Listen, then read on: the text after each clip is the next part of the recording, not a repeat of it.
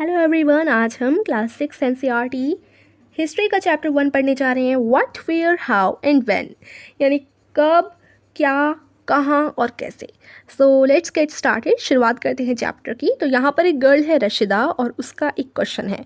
तो ये जो आपको पिक्चर में देखने को मिल रही है, शी इज़ रशिदा, और रशिदा एक न्यूज़पेपर पढ़ रही है और सडनली अचानक से her eyes fell on a small headline. वो एक छोटी सी हेडलाइन को देखती है और उसमें लिखा है 100 साल पहले, 100 ईयर्स अगो।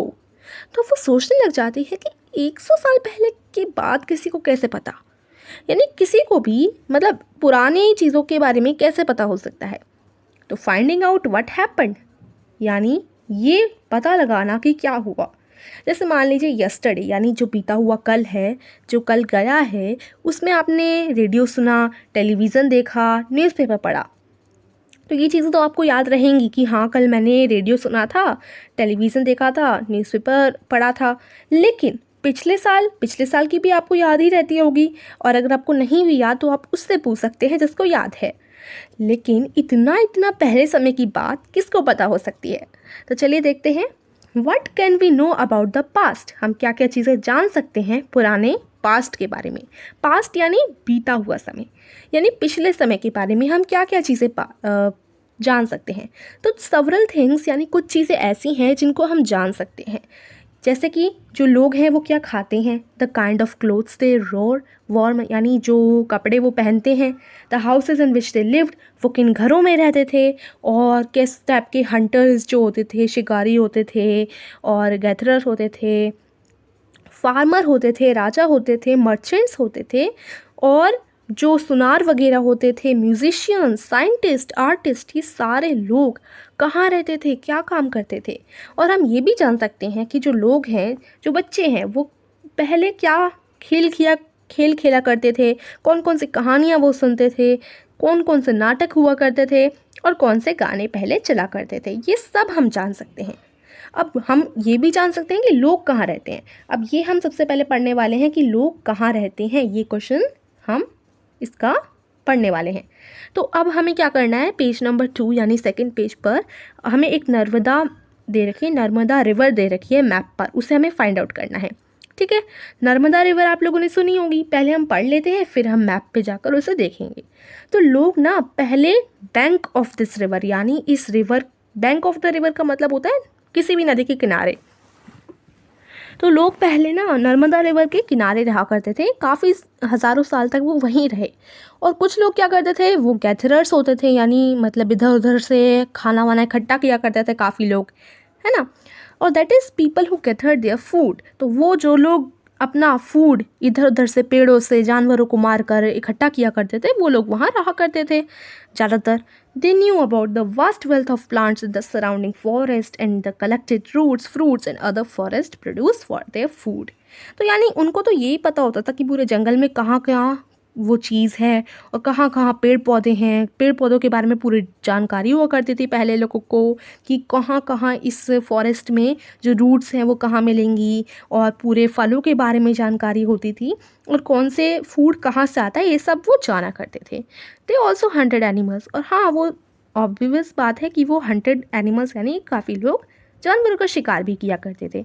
तो अब हम नर्मदा रिवर को देखते हैं। यहाँ पर जो हमने बात की नर्मदा रिवर की, वो कहाँ पर है। ठीक है, तो यहाँ हम देख लेते हैं, ये जो बीच में है ना, ये वाली, आई होप आपको क्लियर दिख रहा होगा, ये वाली है नर्मदा रिवर। थोड़ा ब्रश मोटा हो गया, एक मिनट। हाँ, ये वाली है नर्मदा रिवर, ये जो एकदम बीच में आपको दिख रही है। ठीक है, ये नर्मदा रिवर है। अब हम बात करते हैं, now find the Sulaiman and Kirthar hills. अब हम सुलाइमान और किथर हिल्स के बारे में पढ़ेंगे, जो कि नॉर्थ वेस्ट में है। तो चलिए सुलाइमान और किथर हिल्स के बारे में जानते हैं। ये रहे यहाँ पर सुलाइमान और किथर हिल्स। तो देखिए, पहले तो इंडिया के मैप में नॉर्थ वेस्ट में ही थे, और पहले तो कोई मतलब कोई अलग नहीं हुआ था, पाकिस्तान वगैरह बने नहीं थे। तो ये पूरा इंडिया का, भारत का नक्शा पहले इस तरीके से था। तो यहाँ पर सुलाइमान और किथर हिल्स पड़ा करते थे। अब ये पाकिस्तान के जगह पर आ गए हैं। तो ये क्या है, some of the areas where women and men first begin to grow crops such as wheat and barley about 8,000 years ago are located here. मतलब ये जो आपने अभी मैंने आपको दिखाया सुलाइमान और किरथर हिल्स, यहाँ पर मैन एंड वोमेन जो थे वो फसलें उगाया करते थे, वीट बार्ले 8,000 साल पहले यहाँ पर उगाया करते थे. मतलब सुलाइमान और किरथर हिल्स के अंदर ही ऐसी जगह थी जहाँ पर ये लोग उगाते थे. People also began rearing animals like sheep goat and cattle and live in villages. लोगों ने क्या किया, शीप गॉट और ये सब खेती बाड़ी करना शुरू किया. धीरे धीरे गाँव में बस गए लोग. अब हमें क्या करना है, हम अब गारो हिल्स के बारे में पढ़ते हैं जो कि नॉर्थ ईस्ट में है, और विंध्यास के बारे में पढ़ते हैं जो कि सेंट्रल इंडिया में है, यानी बीच में है. ठीक है, तो ये कुछ और भी इलाके हैं. पहले हम गारो हिल्स के बारे में पढ़ते हैं. गारो हिल्स तो इस साइड पढ़ते हैं, ये रे गारो हिल्स. ठीक है, ये गारो हिल्स हो गए. और यहाँ पर हमने ये रहे विंध्यास. ठीक है, तो विंध्यास पहाड़ है इस साइड, ये नर्मदा रिवर के एकदम ऊंचाई पर यहाँ यहीं पर सिचुएटेड है. और यहाँ पर ये गारो हिल्स हैं, ये भी पहाड़ है. तो ये और भी जगह यहाँ पर बताई गई हैं, गारो हिल्स और विंध्यास, ये और भी जगह हैं जहाँ पर लोगों ने खेती बाड़ी फसलें वगैरह, और यहाँ पर लोग काफ़ी सालों पहले बसे थे. यहाँ पर एग्रीकल्चर शुरुआत हुई थी. एग्रीकल्चर क्या होती है, मतलब खेती बाड़ी वगैरह करने की शुरुआत हुई थी. और जहाँ पर राइस उगा करते थे वो कहाँ उगे थे, विंध्यास में. जो राइस थे, जो चावल होते हैं, उनकी फसलें सबसे पहले कहाँ होंगी थी, विंध्यास में. उसके बाद अब हम इंडस रिवर पढ़ते हैं और उसकी ट्रिब्यूटरीज पढ़ते हैं. तो यहाँ देखिए इंडस रिवर और उसकी ट्रिब्यूटरीज हम पढ़ेंगे. ये रही इंडस रिवर, यहाँ पर आप देख रहे हैं इंडस. ठीक है, ट्रिब्यूटरीज का मतलब मैं पहले आपको बता दूँ, ट्रिब्यूटरीज हमने पहले भी पढ़ चुके हैं. देखिए, जैसे एक रिवर होती है, एक तो बड़ी मेन रिवर होती है. जैसे मान लीजिए कोई ये मेन रिवर है बड़ी सी, और इसमें आकर छोटी छोटी नदियाँ आसपास से आकर मिल जाती हैं. ठीक है, छोटी छोटी जो नदियाँ होती हैं, जो एक मेन रिवर, एक बड़ी रिवर में आकर मिल जाती हैं, तो इन छोटी छोटी नदियों को हम कहते हैं इस मेन रिवर की ट्रिब्यूटरीज. क्लियर? ओके. तो एक बड़ी रिवर के में अंदर जो छोटी छोटी रिवर आकर मिल जाती हैं उनको हम ट्रिब्यूटरीज कहते हैं. ठीक है, तो इंडस और उसकी ट्रिब्यूटरीज कौन कौन सी हैं, ये जो साइड में सारी आप देख पा रहे हो ना, ये रही झालुम, और यहाँ चेनर्ड और सतलुज और सुलैनम, ये सारी, मतलब ये जो नदियाँ आपको यहाँ दिख रही हैं ना, ये सारी यहाँ पर आकर इंडस में मिल जा रही हैं. और ये इंडस एक बड़ी सी नदी है. ठीक है, तो ये हो गया, हमने पढ़ लिया इंडस के बारे में और उसकी ट्रिब्यूटरीज भी जानी. तो ये यहाँ पर हम थे. Yes, about 4,700 years ago, some of the earliest cities flourished on the banks of these rivers. यानी 4,700 साल पहले कुछ जो पुरानी सिटीज़ थी वो यहीं किनारों में रहा करती थी नदियों के. उसके बाद 2,500 साल पहले जो सिटीज़ हैं, जो शहर हैं, वो थोड़े डेवलप होते गए और ट्रिब्यूटरी भी काफ़ी ज़्यादा होने लगी. तो देखिए, locate the Ganga and its tributaries called the Son. अब हम गंगा के बारे में पढ़ते हैं. गंगा जो नदी है उसके ट्रिब्यूटरी भी जानेंगे हम लोग. तो गंगा और उसकी ट्रिब्यूटरी को हम सन कहते हैं. क्या कहते हैं? सॉन. ठीक है, Ganga and its tributary called the Son. तो गंगा कहाँ पर है, देखिए गंगा तो आपको पता ही होगी, ये रही गंगा. और इसकी ट्रिब्यूटरीज यहाँ पर यमुना, चंबल, ये जो सारी आ रही है ना, ये एक मिनट, ये गंगा की ट्रिब्यूटरीज हो गई. जो आसपास की जो नदी आपको दिख रही होंगी आसपास में, ये सारी गंगा की ट्रिब्यूटरी हैं. और गंगा को हम सोन बोलते हैं, गंगा और उसकी ट्रिब्यूटरी को. ठीक है, तो ये हमने गंगा के बारे में पढ़ा. इन एंशियंट टाइम्स, एंशियंट यानी पुराने ज़माने में, the area belong this rivers to the south of the Ganga was known as Magadha, now lying in the state of Bihar. तो जो गंगा है उसके नीचे वाला जो इलाका हुआ करता था पुराने ज़माने में, जो गंगा के साउथ में जो इलाका हुआ करता था, एक बार हम यहाँ पर देखते हैं. गंगा के इस साइड, थोड़ा इस साइड वाला जो इलाका था, इसको हम कहते थे, क्या कहते थे इसको, हम यहाँ पर लिखा था मगधा कहते थे, मगधा. ठीक है, इस इलाके को हम मगधा कहते थे. लेकिन अब जो मगधा है वो बिहार की साइड में पड़ने लगा है. पहले पुराने ज़माने में गंगा के साउथ में था. It's rulers were very powerful and setup a large kingdom. और जो इधर के शासक लोग थे, यानी जो रूलर्स यानी राजा महाराजा हुआ करते थे मगधा के, वो काफ़ी ज़्यादा बड़े राज्य के हुआ करते थे, काफ़ी पावरफुल हुआ करते थे. Kingdoms were set up in other parts of the country as well. तो ये जो लोग हैं, people travel from one part to the subcontinent to another. यानी लोग उधर से इधर घूमते रहते थे. और जो पहाड़ थे, माउंटेन्स थे, हिमालय, डिज़र्ट्स, रिवर्स, ये जो चीज़ें थी ना, नदियाँ वगैरह, ये सारी जो जर्नी थी लोगों की इधर से उधर घूमने की, उसे डेंजरस बनाया करते थे। क्योंकि क्या हुआ, अगर कोई इंसान घूम रहा है, बीच में हिमालय आ गया, हिमालय के अंदर मतलब हिमालय आगे तो बीच में अड़चन सी पड़ गई ना, इस तरीके से ये डेंजरस बनाते थे लोगों की जर्नी को। और कभी कभी तो लोग जा ही नहीं पाते थे इधर से उधर इन चीज़ों की वजह से। तो जो मैन और वुमेन हैं, अब वो इधर से उधर क्यों जाया करते थे, अपना कोई काम ढूंढने, अगर उन्हें कोई काम मिल जाए, और नेचुरल डिज़ास्टर जैसे कहीं सूखा पड़ गया या बहुत तेज़ फ्लड आ गया, बाढ़ आ गई, तो उनका जगह ख़राब हो गई, तो वो दूसरी जगह ढूंढने जा रहे हैं। कभी कभी वो किसी देश पर हमला करने निकला करते थे। कभी कभी जो मर्चेंट्स थे वो इधर से उधर अपने बोट में जाया करते थे। कुछ लोग अपने सामान को इधर से उधर पहुंचाया करते थे, और कुछ जो धार्मिक लोग थे वो अपना धर्म आस पास फैलाने के लिए जाया करते थे। मतलब टाउन से टाउन वो घुमा करते थे, और कभी कभी रुक जाया करते थे, एडवाइस दिया करते थे, मतलब ऐसा होता ही रहता था।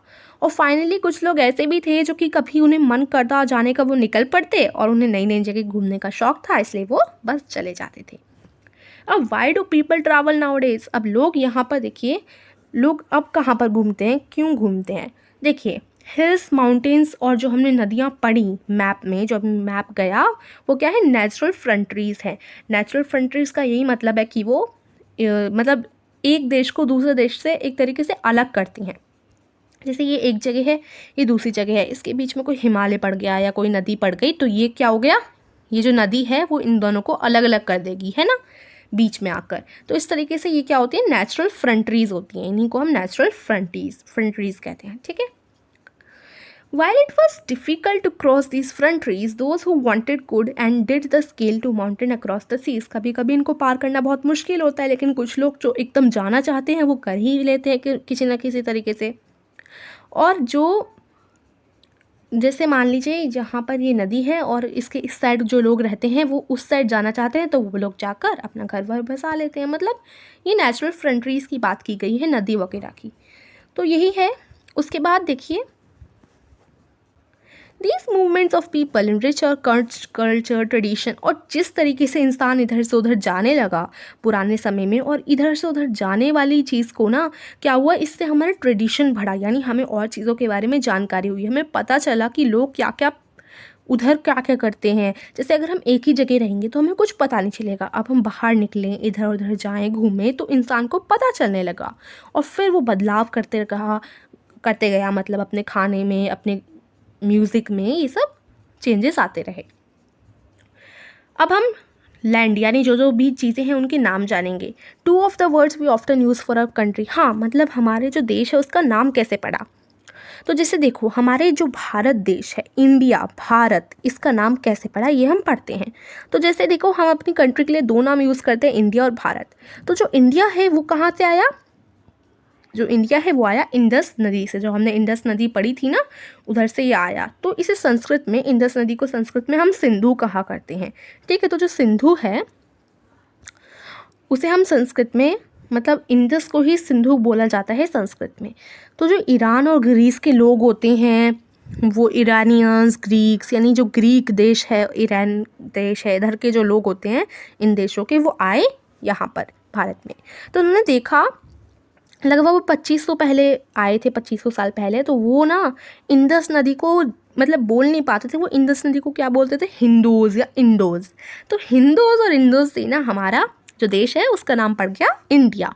उन लोगों ने इस ईस्ट वाली जगह को नाम रख दिया इंडिया, और इस तरीके से पूरे हमारे देश का नाम पड़ गया इंडिया, ठीक है। अब हम बात करते हैं भारत। भारत कैसे आया, भारत नाम ऐसे ही पड़ा है कि कुछ लोग जो थे, the name Bharat was used for a group of people who lived in the northwest and who were mentioned in the Rig Veda, the earliest composition in Sanskrit। यानी जो लोग ऐसे ही बोल दिया गया था, जो लोग नॉर्थ वेस्ट में रहा करते थे उन लोगों को बोल दिया गया था भारत। इसी तरीके से भारत नाम भी ऐसे ही पड़ गया था, और ये जो है वो ऋग्वेदा वगैरह में लिखा भी हुआ है भारत, ठीक है। और संस्कृत में भी लिखा हुआ है, ये लगभग 3500 ईयर्स अगो की लगभग ये बात है। और फिर ये नाम भारत और इंडिया पूरी कंट्री का ही रख दिया गया, और फिर इसको बोल दिया गया भारत, ठीक है। अब हम अपने पास्ट के बारे में थोड़ा और पढ़ते हैं। There are several ways of finding out about the past. हमारे पिछले ज़माने के बारे में हम कैसे जानें, उसे जानने के लिए हमारे पास कुछ तरीके होते हैं। अब देखिए, जैसे हर किसी के मन में सवाल होता है कि यार लोगों को पिछले ज़माने के बारे में, इतने करोड़ों लाखों साल पहले के बारे में कैसे पता, क्या चीज़ है जिससे लोग पता करते हैं। तो एक जो चीज़ ये होती है कि जो बुक्स होती हैं उन्हें पढ़ कर हम लोग पता करते हैं, जो कि सालों साल पहले लिखी गई बुक्स होती हैं उनको हम पढ़ते हैं। और जो बहुत ज़माने, मतलब ये जो है ना बुक्स यानी किताबें, तो बहुत सालों पहले से लिखती आ रही हैं। तो जो किताबें हैं ये हमें कहीं ना कहीं मिल जाती हैं एंशियंट जगहों पर, यानी टेम्पल पर, मंदिर वगैरह पर मिल गई। मतलब इनसे हम पता करते हैं। और इन पुराने ज़मानों की बुक्स को हम मैन्युस्क्रिप्ट्स कहते हैं। तो जैसे पुराने लोग हैं वो कुछ अपने हाथों से लिख कर गए, तो वो उससे हमें पता चल जाता है कि उन्होंने जो भी लिखा, तो वो हम मान लेते हैं कि हाँ ये तो, उससे हमें पता चल जाता है कि पहले क्या हुआ होगा। अब मैन्युस्क्रिप्ट क्यों कहते हैं इन चीज़ों को, जो पुराने लोग लिख कर गए किताबें वगैरह, उनको हम मैन्युस्क्रिप्ट कहा करते हैं। क्यों कहा करते हैं? क्योंकि मैनू का मतलब होता है हाथ, ठीक है। मैनू का मतलब हैंड यानी हाथ, और स्क्रिप्ट का मतलब होता है कोई भी चीज़ जो भी लिखी गई हो उसको हम स्क्रिप्ट कह देते हैं। तो हाथों से लिखने वाली कोई भी चीज़ मैनू स्क्रिप्ट हो जाती है, जो कि पुराने ज़माने में लोग लिख कर गए हैं। और मैनू जो है वो लैटिन वर्ड है, ठीक है। अब हम देखते हैं, they were usually written of palm leaf. जो मैनू स्क्रिप्ट हुआ करती थी वो ज़्यादातर कहाँ लिखी जाती थी? पेड़ों के पत्तों पर लिखी जाती थी। और कभी कभी जो पेड़ होता है ना, जैसे ये मान लीजिए, ये मैंने एक पेड़ ड्रा कर दिया, ये जो है ना, ये वाला, ये तना जो होता है पेड़ का, इस पे भी ऐसे गाड़ गाड़ कर लिख दिया करते थे। लेकिन क्या होता था, ये क्योंकि ऐसे जगह लिखा करते थे तो कीड़े मकोड़े या कोई भी आकर इन्हें कभी ख़त्म कर दिया करता था। और कभी, जैसे यहाँ पर देखिए, ये एक पिक्चर भी दे रखी है, ये पेड़ के तने पर लिखा हुआ है, ठीक है। कई कई भाषाओं में लिखा करते थे। तो ये ना कीड़े मकोड़े आकर इसे बर्बाद कर दिया करते थे, क्योंकि ऐसी जगहों पर तो कीड़े मकोड़े आते ही रहते हैं ना। तो इस वजह से कुछ ही बची हैं अभी तक मैन्युस्क्रिप्ट, लेकिन हाँ इतनी तो हैं जिनसे हम पता कर सकते हैं कि क्या हुआ होगा पिछले ज़माने में। और ये चीज़ें हमें कहाँ मिलती हैं? ज़्यादातर मंदिरों में मिलती हैं या मोनेस्ट्रीज़ में मिलती हैं। मोनेस्ट्रीज़ वो जगह होती हैं जहाँ पर सन्यासी लोग रहते हैं। और ये जो बुक्स होती हैं ना, वो काफ़ी ज़्यादा अलग अलग सब्जेक्ट की होती है। मतलब इनसे हमें पता चलता है कि पहले कैसे कैसे प्रैक्टिस हुआ करती थी, राजा महाराजाओं के बारे में, दवाइयों के बारे में, साइंस के बारे में, और जो महाकवि हैं उनके बारे में, गाथाओं के बारे में, नाटकों के बारे में हम सब जान पाते हैं इन मैन्युस्क्रिप्ट की वजह से। और ये जो है मेनली संस्कृत में ही ज़्यादातर लिखी गई हैं। और अगर हम और बात करें तो कुछ जो ऐसी भी हैं जो प्राकृत भाषा में लिखी गई हैं। प्राकृत भाषा उस भाषा को बोलते हैं जो कि आम आदमी बोलते रहते हैं आपस में, उसको हम प्राकृत भाषा बोलते हैं। और कुछ जो है तमिल में भी मैन्युस्क्रिप्ट लिखी गई हैं। और हम इंस्क्रिप्शंस भी पढ़ सकते हैं पुराने ज़माने के बारे में जानने के लिए। इंस्क्रिप्शंस क्या होते हैं? इंस्क्रिप्शंस जो है वो बहुत ही ज़्यादा हार्ड चीज़ पर लिखे जाते हैं। जैसे लोहा हो गया या बहुत हार्ड पत्थर हो गया, उस पर हम इंस्क्रिप्शंस लिखते आ रहे हैं, मतलब पुराने ज़माने के लोग। Sometimes king got there orders, यानी कुछ जो किंग होते हैं, राजा होते हैं, वो अपने ऑर्डर्स या उन्हें कोई संदेश लिखवाना होता था तो वो इस तरीके से पत्थर पर गाड़ गाड़ कर लिखवाते थे। या कभी उनकी विक्ट्री हो गई, किसी से वो जीत गए या हार गए, मतलब जीतने पर मेनली लिखा करते थे मैन्युस्क्रिप्ट। और राजा का कोई ऑर्डर है उसके लिए इंस्क्रिप्शन लिख देते थे। और ये जो लोग हैं वो उसे पढ़ते थे और रीड एंड ओबे दैम, मतलब जैसे राजा कोई ऑर्डर लेना चाहता है, ऑर्डर लिखना चाहता है, लोगों तक पहुंचाना चाहता है, तो वो इंस्क्रिप्शन पे पत्थर पे गड़वा गड़वा कर लिख देगा। और ये जो पत्थर है वो लोगों के पास भेजा जाता था, जिससे लोग उनका पालन करते थे जो भी राजा ने ऑर्डर दिया है। और काफ़ी टाइप के इंस्क्रिप्शन होते हैं और इन्हें ज़्यादातर किंग और क्वीन ही लिखा करते थे कि क्या काम उन्होंने किया। फॉर एग्जाम्पल, कभी कभी वो जीत जाते थे बैटल यानी लड़ाई में, तो वो लिख देते थे, ठीक है। तो ये तो आपको पता चल ही गया होगा। Can you think of the adventures, मतलब आपको क्या लगता है कि इसका कोई फ़ायदा है, मतलब ऐसे लिखने का क्या क्या अच्छी चीज़ें हैं इनमें? एडवांटेजेस का मतलब होता है बेनिफिट्स क्या क्या हैं ऐसे लिखने में। एक तो ये बेनिफिट है कि इसे कोई कीड़ा मकोड़ा ख़राब नहीं कर पाएगा। और क्या क्या इसकी डिफ़िकल्टीज़ हैं? डिफ़िकल्टी ये हो जाती है कि गाड़ गढ़ कर लिखना पड़ता है, तो काफ़ी ज़्यादा मेहनत लगती होगी इसे लिखने में। उसके बाद there were many other things that were made and used in the past, ऐसी कई सारी चीज़ें हैं जो कि बनाई गई, यूज़ की गई पुराने समय में। और दोज हु स्टडी यानी जो लोग इनकी खोज करते हैं या इन चीज़ों को पढ़ते हैं उनको हम कहते हैं आर्कोलॉजिस्ट। क्या कहते हैं? आर्कोलॉजिस्ट। और ये क्या क्या चीज़ें पढ़ते हैं? जैसे पुराने ज़माने में जो भी बिल्डिंग थी, जो पत्थरों से बनी गई, ब्रिक से बनी गई, पेंटिंग, स्कल्पचर, सब लोग जो मतलब ये पुराने ज़माने की चीज़ें खोज खोज कर पढ़ते हैं उनको हम आर्कोलॉजिस्ट बोला करते हैं। और आर्कोलॉजिस्ट क्या करते हैं? ढूंढते हैं ऐसी पुरानी चीज़ें, और कभी कभी तो डिग यानी जो धरती होती है उसे खोद कर भी ये चीज़ें निकालते हैं।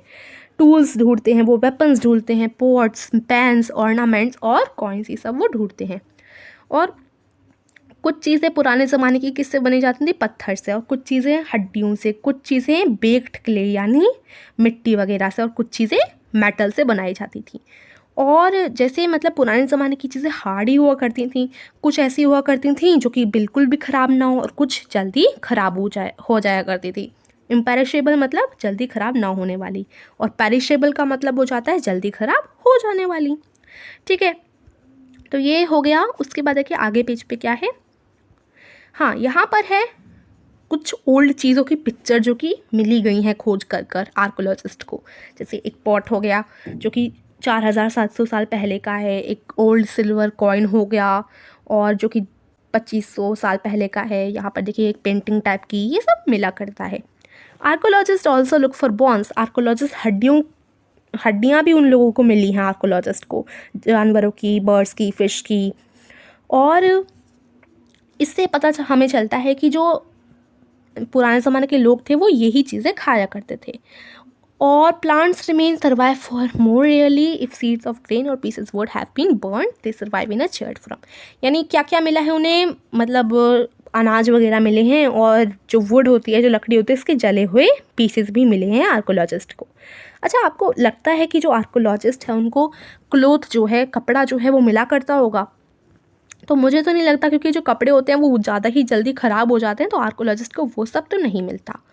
Historian that is scholars who study the past. Historians लोग पुराने ज़माने के बारे में पढ़ते हैं, इंफॉर्मेशन कलेक्ट करते हैं, मैन्युस्क्रिप्ट पढ़ते हैं, इंस्क्रिप्शन पढ़ते हैं।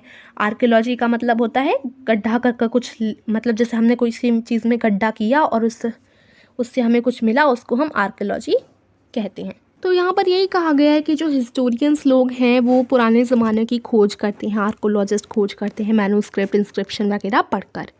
तो देखिए जो हमारा पुराना ज़माना है वो एक एडवेंचर टाइप का बन जाता है, क्योंकि जो लोग थे वो एक ही धीरे धीरे करके ये सारी चीज़ें जान रहे हैं, तो एकदम एडवेंचर टाइप का है हमारा पास्ट। तो जो हिस्टोरियंस हैं, आर्कोलॉजिस्ट हैं, ये सारे डिटेक्टिव जैसे हैं जो कि धीरे धीरे करके क्लूज़ इकट्ठा करके पुराने ज़माने के बारे में जानते हैं और हमें ये सारी चीज़ें पता चलती हैं। तो अब हम जानते हैं कि एक पुराना समय है या कई सारे पास्ट हैं। Did you notice the title of the book? यानी ये जो बुक हम पढ़ रहे हैं हिस्ट्री की, इसका क्या आपने टाइटल पढ़ा? इस बुक का नाम है अवर पास्ट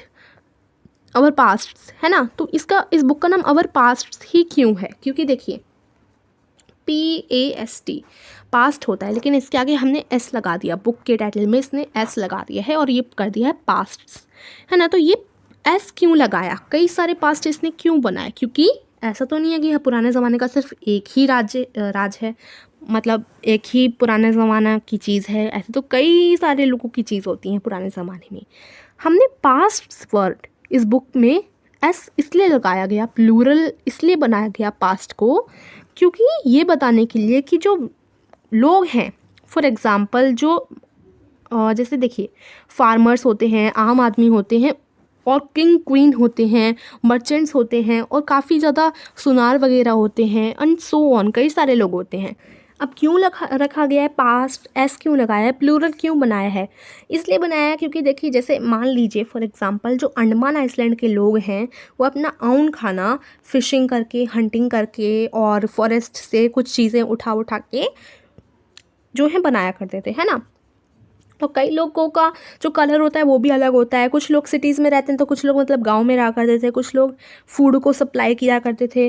तो मतलब ऐसे कई सारे पास्ट हैं, ऐसा नहीं है कि एक ही पास्ट है, कई लोगों के कई सारे पास्ट हैं। तो इसलिए यहाँ पर एस लगा दिया गया है। और एक और डिफरेंस है, क्योंकि देखिए जो राजा महाराजा हैं वो लड़ते थे तो वो अपना रिकॉर्ड रखते थे, इंस्क्रिप्शन बना लिया करते थे, है ना। लेकिन जो ऑर्डिनरी पीपल होते हैं, जैसे कि हंटर्स हो गए, फिशिंग फॉक हो गए, गैथरल्स हो गए, फार्मर हो गए, किसान वगैरह हो गए, तो ये लोग तो अपना कोई रिकॉर्ड नहीं रखते थे। ये कौन सा लिखेंगे, आम आदमी नहीं लिखते ना सारी चीज़ें, ये तो राजा महाराजाओं के काम हुआ करते थे कि वो अपनी चीज़ें लिखें। लेकिन आम आदमी ऐसा सब नहीं लिखता था। तो इसलिए जब हम पुरानी चीज़ों के आर्कोलॉजिस्ट खोज करते हैं तो उससे हमें सिर्फ राजा महाराजाओं की चीज़ें ज़्यादा पता चली हैं। जो आम आदमी होते थे उनकी चीज़ें अभी तक अनजानी ही रह गई हैं, क्योंकि वो लोग कहीं लिखा नहीं करते थे। इसलिए अब हम बात करते हैं डेट्स का क्या मतलब होता है। If somebody ask you a date you will probably mention the day, month and year, 2000 and something. यानी देखिए, जैसे अगर आपसे कोई पूछे कि आज कितनी डेट है तो आप क्या करते हैं, मेंशन करते हैं। जैसे मान लीजिए कि आज जो मैं लिख रही हूँ वो डेट है, कि जैसे आज 22 डेट है मान लीजिए। उसके बाद आप लिखेंगे मंथ मान लीजिए 7 चल रहा है, और उसके बाद आप लिख देंगे ईयर 2021 चल रहा है। तो ये इस तरीके से आप लिख देंगे, है ना। तो इस तरीके से आप सारी डेट बताते हैं। लेकिन पहले कैसे डेट बताया करते थे, मतलब पहले क्या क्या हुआ करता था, ये सब हम पढ़ते हैं। These years are counted from the date generally assigned to the birth of Jesus Christ the founder of Christianity. तो देखिए, अगर हम पुरानी डेट बताएं, जैसे हम देखिए जो जीसस क्रिस्ट हैं, जीसस क्रिस्ट का जब जन्म हुआ था तो क्रिश्चियनिटी यानी क्रिश्चियन वाले धर्म बनाने के जो फाउंडर थे वो कौन थे, जीसस क्रिस्ट। तो उनके बर्थ से हम डेट का पता लगाते हैं। मान लीजिए मैं यहाँ पर ये एक तरीके से ये बनाती हूँ। यहाँ मान लीजिए यहाँ पर जीसस क्रिस्ट का बर्थ हुआ, यहाँ पर क्या हुआ, जीसस क्रिस्ट का बर्थ हुआ, ठीक है, इधर। उसके बाद इससे आगे आने वाला समय और इससे पीछे आने वाला समय हम अलग अलग काउंट करते हैं। अब यहाँ पर उनका बर्थ हुआ और उनके बर्थ से पहले का जो समय चल रहा था उसको हम क्या लिखते हैं, उसको हम बीसी लिखते हैं, यानी बिफोर क्रिस्ट, यानी क्रिस्ट के समय से पहले, यानी क्रिस्ट के जन्म से पहले का जो समय है वो बीसी में हम नापते हैं, बीसी में हम लिखते हैं, ठीक है। और अभी जो आगे उनसे आगे वाला जो समय है उसे हम किस में लिखते हैं, एडी में, ठीक है, उसे हम लिखते हैं एडी में। तो ये हो गया। जो जीसस क्रिस्ट हैं उनसे पहले का जो समय है उसे बीसी में हम बोलेंगे, और उससे आगे का जो ईयर है उसे एडी में बोलेंगे। फॉर एग्जांपल अभी 2021 चल रहा है, जो भी ईयर चल रहा है ना, उसके आगे हम एडी लगा देंगे, उससे आगे वाला समय एडी, यानी 2021 एडी, या हम लिख सकते हैं एडी 2021 चल जाए, है ना। और बीसी मतलब जो जीसस क्रिस्ट से पहले वाला समय था उसे हम बीसी में लिखेंगे। इस तरीके से ये हो जाता है। ओके, तो ये तो हमने पढ़ लिया। उसके बाद हम आगे पढ़ते हैं। हाँ, यहाँ पर ये बोला गया है कि बीसी का मतलब होता है बिफोर क्रिस्ट, और जो हम एडी यानी जीसस क्रिस्ट से आगे का जो ईयर है, आगे का जो समय, उसको हम एडी में बोलते हैं, है ना। तो एडी की फुल फॉर्म होती है एनो डोमिनी। एनो डोमिनी भी एक लैटिन वर्ड है। अब देखिए, एडी जो है वो जीसस क्रिस्ट का जब जन्म हुआ उससे आगे वाले समय को हम एडी बोलते हैं। ये तो आपको क्लियर हो गया। अब एडी को हम सीई भी बोल सकते हैं, ठीक है, एडी को हम सीई भी बोल सकते हैं। फॉर एग्जाम्पल अभी हम बोलेंगे एडी 2021, अब इसको हम सीई 2021 भी बोल सकते हैं, दोनों का एक ही मतलब है, ठीक है। और अब हम बीसी की बात करें, बीसी का मतलब जो जीसस क्रिस्ट से पहले वाला समय था उसको हम बीसी बोलते हैं। बीसी की जगह हम बीसीई भी बोल सकते हैं। जैसे बीसी जो भी ईयर हो जीसस से क्रिस्ट के पहले वाला, उससे हम बीसी तो बोलेंगे ही, साथ साथ उससे बीसीई भी हम बोल सकते हैं, ठीक है। तो ये हो गया, ये हमने पढ़ लिया। तो ये हमारा यहीं पर यही बताया गया है, ठीक है। तो समटाइम्स बीपी, हाँ, यहाँ पर यही बोला गया है। तो ये ख़त्म होता है हमारा चैप्टर। यहाँ पर हम एक और चीज़ देख लेते हैं। जो पुराने ज़माने के साइंस हैं इस तरीके से दिखाए गए हैं कि जैसे एक स्क्वायर को हम पी बोलते हैं, सेमी सर्कल को टी बोलते हैं, ये जो भी है इसको बोलते हैं, है ना। मतलब लॉयन, ये जो जितने भी साइंस हैं ये पुराने एंशिएंट टाइम्स के साइंस हैं, ठीक है। वैसे तो हमारा चैप्टर फिनिश हो गया है। सो आई होप आपको समझ आया होगा, और हमने इसमें पुराने ज़माने के बारे में काफ़ी कुछ पढ़ा, अपना पास्ट जाना। तो आई होप आपको अच्छा लगा होगा, अच्छी तरीके से क्लियर हुए होंगे। तो प्लीज़ वीडियो को लाइक कीजिए और हमारे चैनल को सब्सक्राइब भी कीजिए। Thank you.